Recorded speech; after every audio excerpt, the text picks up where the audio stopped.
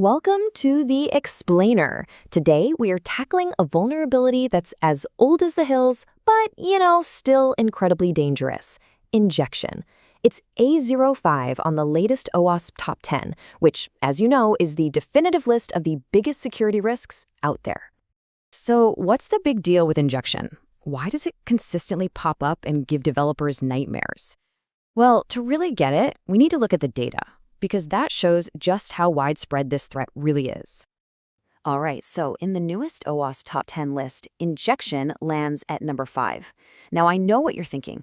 That's a drop from its old number 3 spot. But honestly, don't let that fool you. Its relevance is as high as it's ever been. I mean, just look at this number. It kind of says it all, right? 100%. Every single application in the OWASP dataset got tested for some type of injection.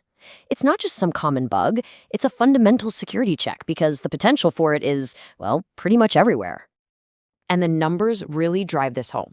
We're talking 37 mapped CWEs, which are basically different categories of this weakness. Then you have over 62,000 specific known vulnerabilities, or CVEs. With over 1.4 million times it was found during testing, yeah, it's pretty clear that injection isn't just one problem, it's a whole massive family of threats. And this is a great way to see the range of those threats. On one hand, you've got something like cross-site scripting, or XSS. It's super, super common. On the other hand, you've got things like SQL injection. It might not happen quite as often, but when it does, it can be absolutely catastrophic, leading to those massive data breaches we all hear about. Okay, so how does an attacker actually pull this off? Let's try to get into their mindset for a second and really break down the anatomy of an injection attack. At its very core, an injection flaw happens when an application literally can't tell the difference between data and a command. The best way to think about it is like a vending machine, right? You're supposed to put in data, like B4, to get your bag of chips. But an injection attack is like being able to type in a command instead, something like, give me all the chips for free. And the machine just does it. The system gets tricked into running an instruction that it should have just seen as simple text.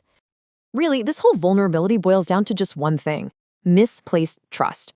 An application gets into trouble the moment it blindly trusts data coming from a user. If it doesn't check it, if it doesn't filter it, and instead just smashes that input right into a sensitive database query or a system command, well, it's basically leaving the front door wide open. Let's look at a real piece of code. This is a super common way to build a database query. The app grabs a customer ID from the user's request and sticks it into a command to pull up that customer's account info. Seems straightforward, right? Harmless, even. But here's the twist. Instead of putting in a normal ID, like 123, an attacker sends this weird string of characters.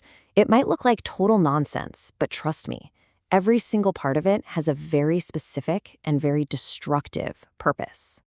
And boom, here's the result. The attacker's input cleverly breaks out of the command it was supposed to be in and adds a totally new one. That union sleep 10 part, it forces the database to just stop and wait for 10 seconds. If the whole application freezes up, the attacker knows they've found a vulnerability. This little timing trick is often just the first step towards much nastier commands that could dump the entire account stable. Okay, so now that we've seen how surprisingly easy this can be, the big question is, how do we stop it? Let's flip the script and talk about the solution and how we can build up our defenses. The key to prevention is all about layers of defense, and luckily there's a clear order of operations here.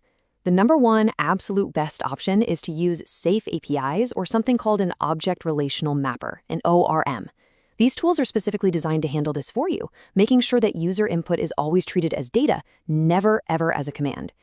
If for some reason you can't do that, parametric queries are your next best bet, followed by really strict server-side validation and, as a last resort, very careful character escaping.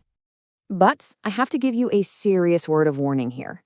Just relying on escaping special characters is a really fragile strategy. It's so easy to get wrong, and some things you just should never ever do. The big takeaway here is never ever trust user input to define parts of your database structure, like the names of tables or columns. That is just a guaranteed disaster waiting to happen. So, if you only remember one thing from all of this, please let it be this fundamental principle. This is the idea that sits at the heart of all good injection prevention. This is it, the golden rule, the core concept you've got to burn into your brain. Your code has to, at all times, be able to tell the difference between a command it needs to execute and the data it just needs to handle. Let's break that down one last time, just to be crystal clear. Data is the what. It's a username, a product ID, a search term. A command is the how. It's the instruction, like select, or update, or delete. The second you let the what get all mixed up with the how, you've created an injection vulnerability. Keep them separate, and you stay safe. And that brings us to our final critical question, a question I want you to think about. Look at your own projects, the applications you work on, and honestly ask yourself this. Does your code trust its inputs?